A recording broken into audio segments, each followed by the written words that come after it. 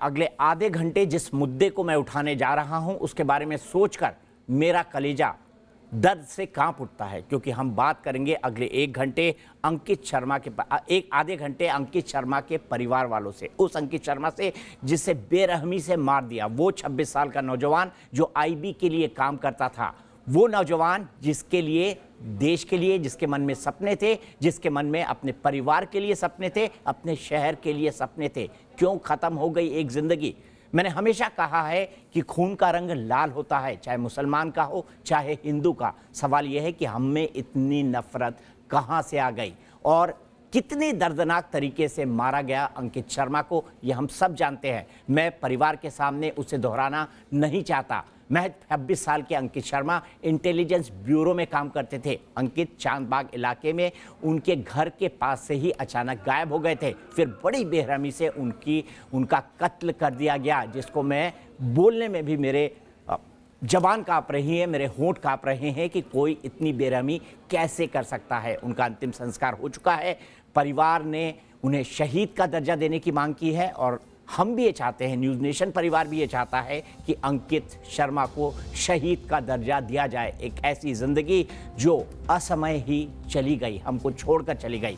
हम उनके भाई अंकुर शर्मा और उनके परिवार के अन्य लोग इस वक्त मुजफ्फरनगर से मेरे साथ जुड़े हुए हैं। अंकित का अंतिम संस्कार कर दिया गया है और अंकुर मेरे साथ जुड़े हुए हैं। अंकुर, सबसे पहले तो मैं न्यूज़ नेशन परिवार की तरफ से संवेदना व्यक्त करना चाहता हूं। मैंने जब से खबर सुनी है, हमारे पूरे के पूरे चैनल में और चैनल से जुड़े लोग और इतने फ़ोन्स आ रहे हैं अंकित के लिए कि मैं आपको बता नहीं सकता। सबसे पहले मेरी तरफ से अंकित के लिए विनम्र श्रद्धांजलि। अंकुर, आप कबूल करें प्लीज़, आपके और आपके परिवार के लिए, और भगवान इस दुख को आपको सहने की शक्ति दे। मुझे पता है कहना बड़ा आसान होता है, लेकिन ऐसी चीज़ों को निभाना कठिन होता है। अंकुर, मैं सबसे पहले आपसे ये जानना चाहूँगा कि उस दिन हुआ क्या था, सोमवार को क्या हुआ था, कब आखिरी बार आप अंकित से मिले थे? सिलसिलेवार ढंग से हमें बताइए कि क्या क्या बातें हुई थी और कब वो ऑफिस से वापस लौटे थे, कब वो घर से चले गए, आप बता सके अगर हमें तो।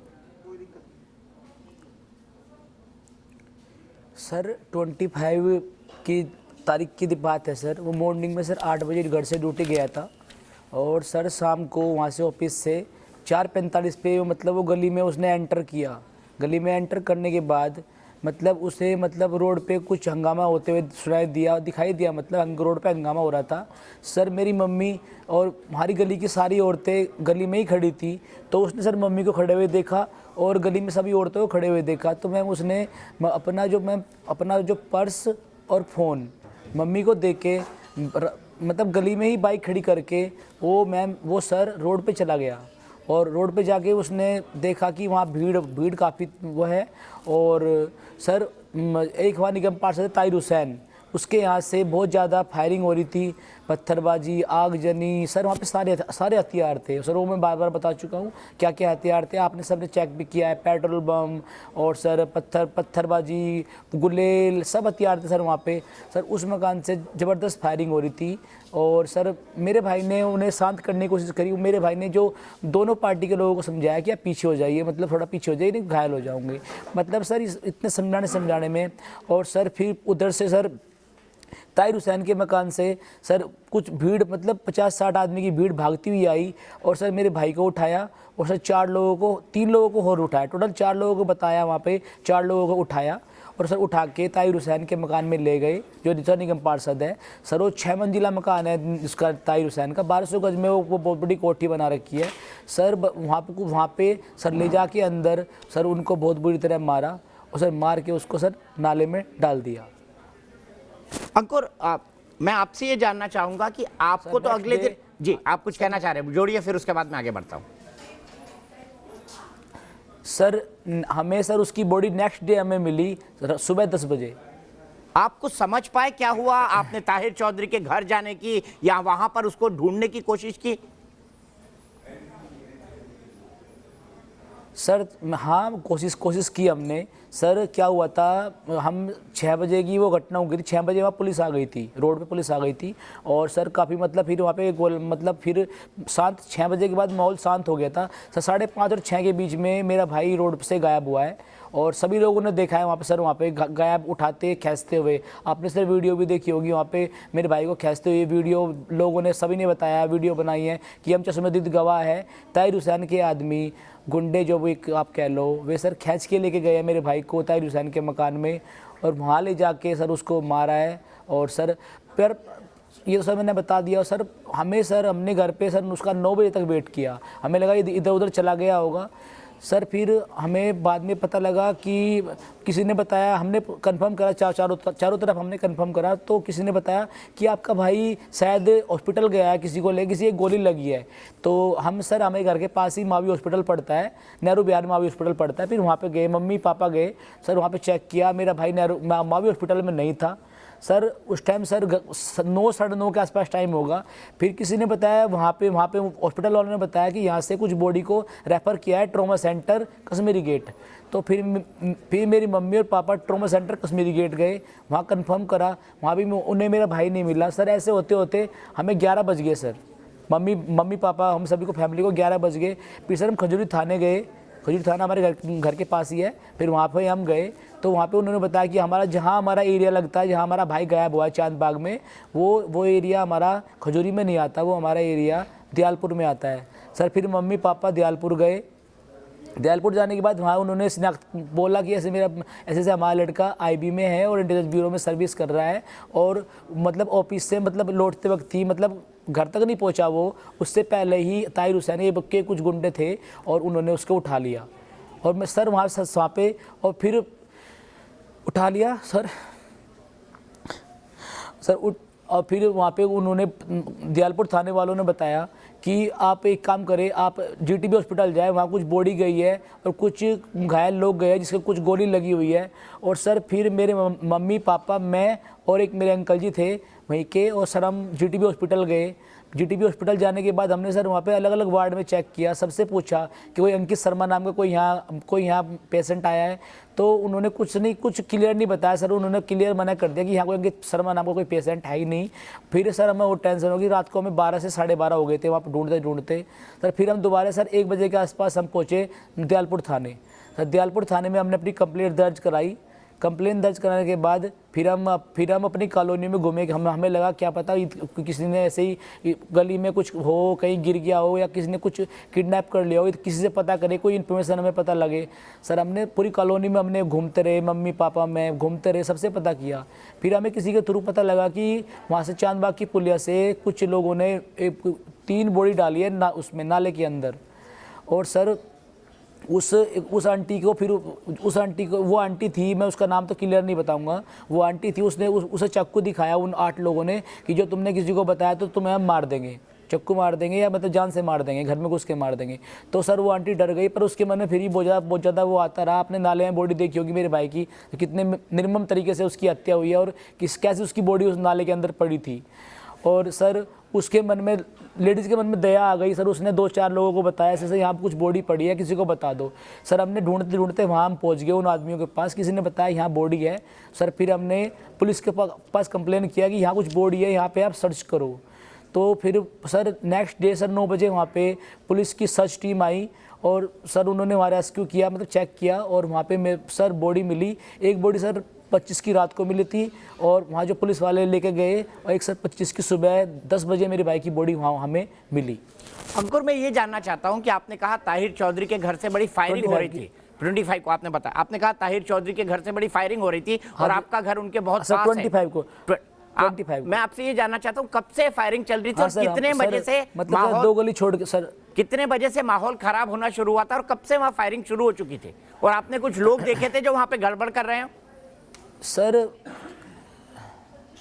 नहीं, मैंने कोई लोग नहीं देखे सर। वहाँ तो गड़बड़ सर दोनों तरफ से ही, ऐसे ही खड़े थे कोई, सर गड़बड़ जो हुई है सर ताहिर हुसैन के मकान से ही हुई है सर। ताहिर हुसैन फायरिंग करता था, उसके जो समर्थक थे सर, उसने पता नहीं बाहर से बुलाए हुए थे, कैसे है मुझे तो पता नहीं, पर उसके मकान में 300-400 आदमी थे जो ऊपर से पूरे 6 मंजिला मकान में जो फायरिंग कर रहे थे ताहिर हुसैन के मकान से। बस सर, और सर सामने वालों पे सर सामने वाले रुके हुए थे, रोक रहे थे अपने कि हमारे आगे ना आए, हमारी दुकानें और मकान ना जलाए, बस उनको वहाँ तक ही रोका हुआ था, उनको आगे नहीं आने दे रहे थे। मतलब जो दूसरी पार्टी के लोग थे सर, तो दोनों पार्टी को समझा रहा था कि आप समझ जाइए, अपना पीछे हट जाइए, अपना दोनों पर वो माने नहीं, मेरे भाई को उठा के सर उन्होंने मार दिया। मतलब सर, इतना ही अंकित कहूंगा। कोशिश कर रहे सर, थे कि मैं अब झगड़ा बंद हो जाए। ये चाहता हूँ, हमारी फैमिली ये चाहती है। अंकित कोशिश कर रहे थे कि झगड़ा हाँ सर, बंद हो जाए। थोड़ा कोशिश किया उन्होंने जाके रोड पे। हाँ जी सर, उन्होंने समझाया, क्योंकि मेरे भाई सबको सब बहुत मिलनसार था, सबको जानता था। उसके साथ हिंदू मुस्लिम दोनों बहुत अच्छे दोस्त थे, तो वो समझता था क्या पता मेरी बात कोई मान ले, मुस्लिम लोग कोई, क्योंकि उसके बड़े बड़े लोग अच्छे दोस्त थे सर। उससे मतलब फ्रेंडली, उसका बहुत अच्छा नेचर, बहुत अच्छा था उसका, कोई नेचर उसका ख़राब नहीं था। तो सर उसने कोशिश करी अपनी तरफ से। सर उसे ये उम्मीद नहीं थी कि उसे उठा के इतनी बुरी तरह मारेंगे। सर पोस्टमार्टम रिपोर्ट में सर उसको 400 चाकू मारे सर। मैंने खुद देखा है, जब मैं बॉडी देखी है सर, उसकी सर आँख, नाक, कान सब काटे हुए हैं सर, आँख भी निकाली हुई है सर, जीभ भी काटी हुई है, और पूरे बॉडी पे सर इतने जख्म है, इतने जख्म है सर, आप बस मैं क्या बताऊँ सर। 400 चाकू की निशान है सर उसे, और सर अतड़िया भी उसकी बाहर निकाली हुई है, जो आँत होती है पेट की, वो भी बाहर निकाली है। इतने निर्मम तरीके से उसकी हत्या हुई है, बहुत निर्मम तरीके से सर। ऐसे कोई किसी को नहीं मारता, चाहे कोई भी हो सर। ये तो बहुत ही क्रूरतापूर्ण उन्होंने व्यवहार किया है मेरे भाई के साथ। हम चाहते हैं हमें इंसाफ मिले, और ये ताहिर हुसैन ने ये किया है और उसके समर्थकों ने ये किया है, उनको कड़ी से कड़ी सज़ा मिले, बस हम ये चाहते हैं। आप ताहिर की बात कर रहे हैं, आपने कहा कि 2 गली छोड़कर घर है, क्या परिवार एक दूसरे को जानते थे? मेरे ख्याल से शायद अंकित को इसलिए भी टारगेट कर लिया गया हो कि वो आईबी में काम करता था, पुलिस से जुड़ा हुआ था, क्या और कोई कारण दिखाई देता है आपको? सर इसका मुझे कोई आइडिया नहीं है कि मतलब कोई रंजिश वगैरह, मुझे कोई ज़्यादा आइडिया नहीं है सर। मैं तो पढ़ाई करता हूँ घर पे अपना, और बस अपने पढ़ाई में मेरा ध्यान रहता है सर। मैं इधर उधर में ध्यान नहीं देता कि कौन कैसे क्या है। मुझे लगता है सर मेरे भाई के साथ किसी की रंजिश हो, मुझे रंजिश की इसकी कोई जानकारी नहीं है सर, मुझे सही बताऊँ तो। अच्छा अंकुर, आपको कुछ याद आता है कि ये जो झगड़ा शुरू हुआ जिसको, जी मैं समझ सकता हूं आपकी बात, माफ कीजिएगा ये सवाल पता नहीं क्यों मेरे मुंह से निकल गया। मैं आपसे जानना चाहता हूं, अंकित सबको समझाने गए थे, तो ये झगड़ा था आपके हिसाब से कितने बजे के आसपास वहां पर शुरू हो गया था? आपने कहा फायरिंग चल रही थी, दुकानों को तोड़ने की कोशिश हो रही थी, दुकानों में आग लगाने की कोशिश हो रही थी, तो कब से? ताहिर चौधरी के घर से तो बंदूक भी मिली है, बंदूक नहीं पेट्रोल बम मिला है, क्या बोलते हैं, पत्थर मिले हैं, अन्य तरह के हथियार मिले हैं, डंडा लेकर वो जखीरा मिला है, बहुत बड़ा जखीरा। जी कल देखा है, पूरे देश ने देखा है अंकुर उस बात। सर आपने देखा वो डंडे की वीडियो, आपने डंडे की वीडियो देखी होगी आपने? जी सर ताहिर हुसैन खुद कह रहा है कि मैं अपने घर में नहीं था। सर आपने देखे होंगे कितने समर्थक उसके ऊपर नीचे भाग रहे थे बिल्डिंग पे,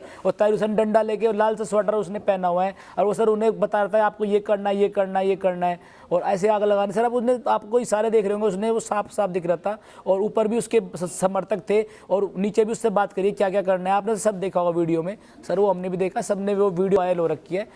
ताहिर हुसैन अपनी बिल्डिंग में ही था। अब वो सर झूठ बोल रहा है कि वो बिल्डिंग में नहीं था, वो बचने की कोशिश है उसकी, वो चाहता है कि मैं बच जाऊँ और कोई और फंस जाए, मतलब, और वो खुद बचना चाहता है सर। इसमें मैन हैंडलर ताहिर हुसैन निगम पार्षद है। नहीं, वरना उसके घर में, मतलब मैं तर्क के आधार पर कह रहा हूं अंकुर, उसके घर में अगर 400 लोग घुस गए हैं और 400 लोग 500 लोग उसके घर में हैं, उसके घर में इतना हथियार मिला है, उसके घर में इतनी चीजें मिली हैं, तो बिना आग के धुआं तो उठ नहीं सकता। और ये तो सबूत है जो कैमरे पे तय हुए हैं। जी सर वो पहले से उनकी प्लानिंग थी, पहले से उन्हें प्लान किया हुआ था। मतलब आप खुद सोचो, इतना हथियार, इतना पत्थर, इतना कैसे पहुंचेगा ये? एक दिन तो पहुंचेगा नहीं, इसकी प्लानिंग होती है। उन्होंने पहले से प्लान किया हुआ था, मतलब ताहिर हुसैन ने। तो आपको कभी भनक नहीं लगी? आप तो वैसे 2 गली दूर रहते हैं, कभी किसी ने कंप्लेन नहीं की इस बारे में कि यहाँ पे क्या हो रहा है, क्या नहीं हो रहा है? आपको महसूस नहीं हुआ कभी कि इस तरह के हालात बन जाएंगे? नहीं सर, हमें कोई महसूस नहीं हुआ सर, नहीं हमें कोई महसूस नहीं हुआ सर। हमें तो कभी ध्यान नहीं दिया कि हमारे एरिया में कोई दंगा भी होगा सर। हमारे एरिया में हिंदू मुस्लिम बड़े प्यार से रहते थे, और पता नहीं ये क्या हुआ, हमें समझ में नहीं आया, ये दंगा क्यों हुआ, हमें कोई समझ में नहीं आया। हिंदू मुस्लिम हमारे यहाँ बड़े प्यार से रहते हैं, एकता से रहते हैं सर, सब में बड़ा प्यार भाव है। और हमें नहीं पता सर ऐसा क्या हुआ कि इतना बड़ा दंगा हो गया, हमें इसके बारे में कोई नॉलेज नहीं है सर। मैं समझ सकता हूं आपकी बात, क्योंकि आपके भी बचपन से आपके हमें कोई जानकारी नहीं है सर। आपके और अंकित के दोनों के मुसलमान दोस्त रहेंगे, अगर आप कह रहे हैं कि हिंदू मुसलमान दोनों उस इलाके में साथ में रहते थे तो? सर हाँ बहुत सारे सर मेरे मुस्लिम बहुत सारे दोस्त हैं, मेरे बहुत अच्छे दोस्त हैं सर। मेरे घर का आना जाना है, मैं उनके सर खाना भी खाता हूँ घर जाके। कोई मेरी किसी मुस्लिम भाई से कोई दुश्मनी नहीं है, ना मेरे भाई की थी, छोटे भाई की। सर हमारा दोनों का ही बहुत फ्रेंडली नेचर है। वो भी मुस्लिम भाई से इतना प्यार करता था, मैं भी प्यार करता था। और पता नहीं ये दंगा हुआ क्यों हुआ, इसमें मेरा भाई मर गया सर, और भी बहुत लोग मरे हैं, पता नहीं ऐसा क्यों हुआ। मैं इस बारे में कुछ नहीं कह सकता, पर मैं ये कह सकता हूँ सर, हमें जिसने ये किया है बस उन्हें सज़ा मिले और मेरे भाई को इंसाफ मिले। और मेरे भाई को सर दिल्ली गवर्नमेंट की तरफ से हमें कोई आश्वासन नहीं आया। मैं चाहता हूँ दिल्ली गवर्नमेंट मेरे भाई को शहीद का दर्जा दे। केजरीवाल सर से मैं ये अपील करता हूँ कि वो हमें हमारे भाई को शहीद का दर्जा दे, क्योंकि उनकी तरफ से हमें कोई आश्वासन नहीं है। क्योंकि हमारा भाई एक शहीद के तौर पे मरा है, ऑफिस का उसका वर्क था सारा, वो ऑफिशियल मरा है, वो वैसे कोई भी नहीं मरा, वो समझाते हुए मरा है लोगों को। एक गवर्नमेंट सर्वेंट है वो। तो सर अरविंद केजरीवाल सर का कोई फ़ोन नहीं है। हम चाहते हैं आम आदमी पार्टी के जितने भी बड़े लीडर है या बीजेपी जितने बड़े सारे पार्टी के लीडर हैं, वो हमें सपोर्ट करें और हमें न्याय दिलाने की पूरी कोशिश करें।